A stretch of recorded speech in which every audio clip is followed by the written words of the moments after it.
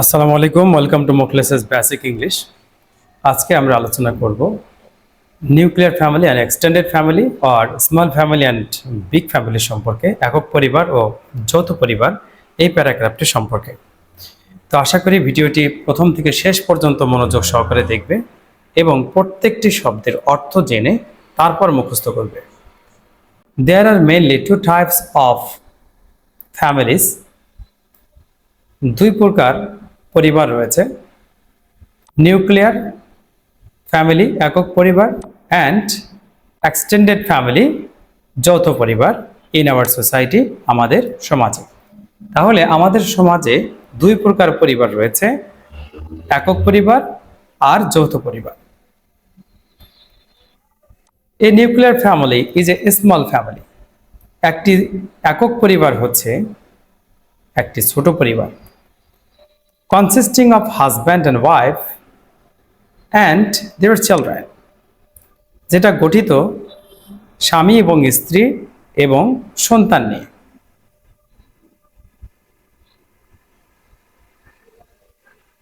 On the contrary, অপরদিকে, an extended family is a big family. একটি যৌথ পরিবার হচ্ছে একটা বড় পরিবার, that consist not only of parents, যেখানে গঠিত শুধুমাত্র পিতামাতা নয়, অ্যান্ড চিলড্রেন, শিশুরাই শুধু নয়, but also of grandfather, aunt etcetera, যেখানে দাদি, কাকি ইত্যাদি রয়েছে। তাহলে পুরো অর্থ দাঁড়ালো, অপরদিকে একটি যৌথ পরিবার একটা বড় পরিবার, যেটি শুধুমাত্র পিতামাতা এবং সন্তান নিয়ে নয়, বরং দাদা দাদি এবং কাকিদেরকে নিয়েও গঠিত। ইন দ্য পাস্ট, অতীতে, most families around the world were extended families. বেশিরভাগ পরিবার সারা বিশ্বে তারা যৌথ পরিবার ছিল। Then in our Bangali society, আমাদের বাঙালি সমাজে, ফ্যামিলিজ ওয়ার অলসো এক্সটেন্ডেড, আমাদের পরিবারগুলিও যৌথ ছিল, আমাদের পরিবারগুলিও যৌথ ছিল। But the trend has changed dramatically, কিন্তু এই প্রবণতাটি নাটকীয়ভাবে পরিবর্তন হয়েছে। অ্যাট প্রেজেন্ট, বর্তমানে, most people are fond of forming a nuclear family. Forming শব্দের অর্থ হচ্ছে গঠিত। বেশিরভাগ মানুষ তারা পছন্দ করে, ফন্ড অফ মানে পছন্দ করা, ফর্মিং আ নিউক্লিয়ার ফ্যামিলি একান্নবর্তী পরিবার গঠন করতে।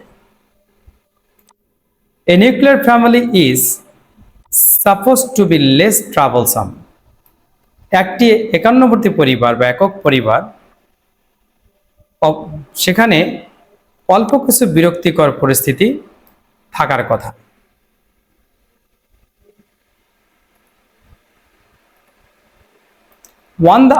On the contrary, অপরদিকে, an extended family is supposed to be noisier।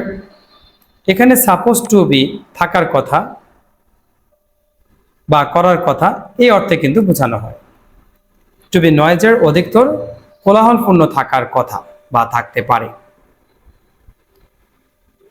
It is thought that, এটা চিন্তা করা হয় যে, more troublesome situations take place in an extended family।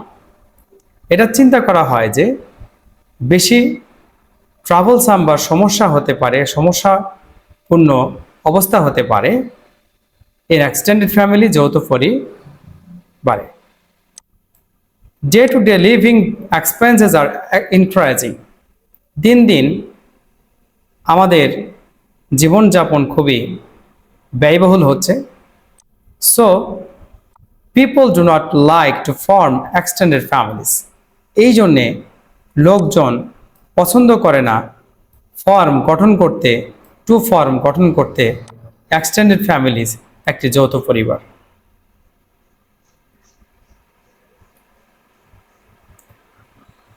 In a nuclear family, একটি একান্নবর্তী পরিবারে children can get good food and education. একটি একান্নবর্তী পরিবারে শিশুরা তারা পায় ভালো খাবার এবং ভালো শিক্ষা। But nuclear family may also have some disadvantages. তবে একান্নবর্তী পরিবারে কিছু অপকারিতা রয়েছে। Children in a nuclear family may feel lonely and bored. একান্নবর্তী পরিবারের শিশুরা তারা একাকিত্ব এবং বিরক্ত অনুভব করতে পারে। বিকজ কারণ there are not many members in a nuclear family. কারণ একান্নবর্তী পরিবারে অধিক সদস্য নেই।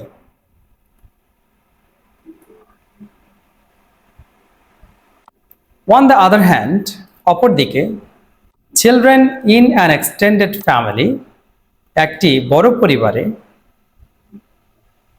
শিশুরা do not feel lonely as they always get companions.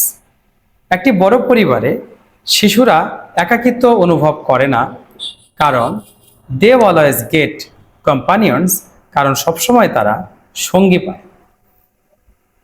Thus, there are some merits and demerits in both the nuclear family and extended family.